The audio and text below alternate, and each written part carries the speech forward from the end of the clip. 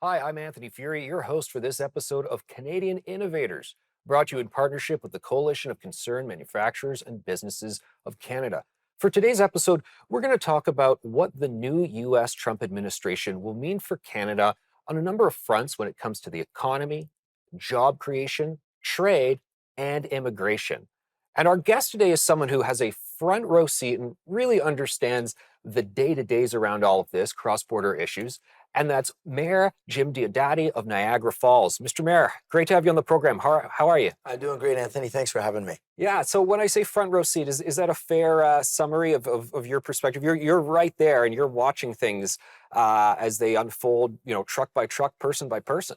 Yeah, in real time, we've got 4 border crossings in Niagara, a significant amount of trade, and tourism as well. I mean, we're the #1 leisure destination in Canada, upwards of 14 million people, and there's us and our sister city, Niagara Falls, New York. So yeah, collectively, we get a front row seat. So when there's a change in an administration in the US, it's made out to be a big deal on a number of policy fronts.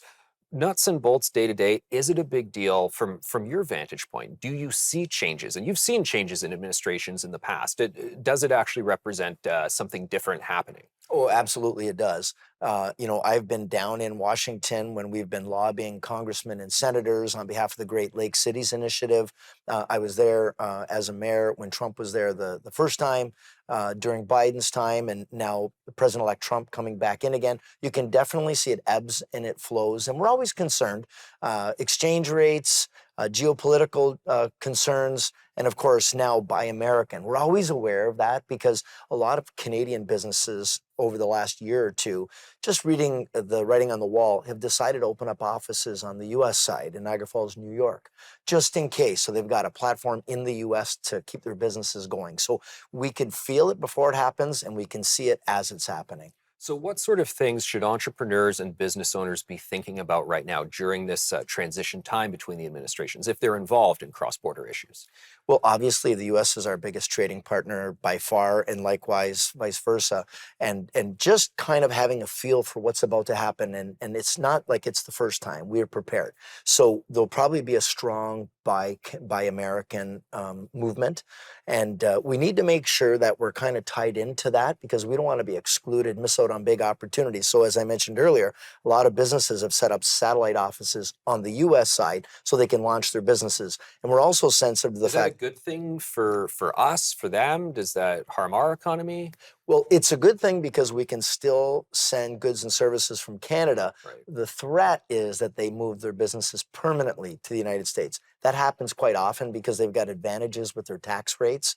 The advantage we've got here is the exchange rate. So, especially now with the strong US dollar, it's put a downward pressure on the Canadian dollar. So, there is an incentive for Americans to want to do business with us. Is that going to incentivize Canadian policymakers to talk about being more competitive here? Is that a conversation we're going to see? I certainly hope so. We can't ignore. So it'll be to our peril if we ignore that. We have to watch what's happening. And, the wind comes, you have to adjust your sails. And I think it's a good time for us to look at making adjustments. Are there any sectors in particular that stand out to you that are going to be caught in this flux? I mean, I think manufacturing is an obvious one in terms of the movement of goods. What else is out there? Well, for us, obviously, tourism's pretty big. It's a sensitivity for us. After COVID, we were really decimated where our borders were shut down, our hotels were closed, and we've got 40,000 people working in the tourist industry in Niagara. So those people were all hurting. So we've been working to diversify our economy, but not to ignore it. It's a big, I mean, we do host one of the great natural wonders of the world. All the Americans love it. They love to come. Americans love Canadians and they love visiting Canada. And I think we need to be sensitive that we make it as easy as possible. And I don't think we want to put friction in the mix. We want to make sure that we can ebb and flow with them. And absolutely, tourism is going to be a big one. We'll be watching closely. The president-elect, he's made it pretty clear that growing the economy for the benefit of Americans is a major priority for him. Do you think we're going to be able to work in tandem with him then? I mean, how was it in the first Trump administration? Was it ultimately a positive thing in terms of cross-border trade and so forth? In the end, it was. He's going to puff out his chest and say a lot of things, and he's doing what he's supposed to do.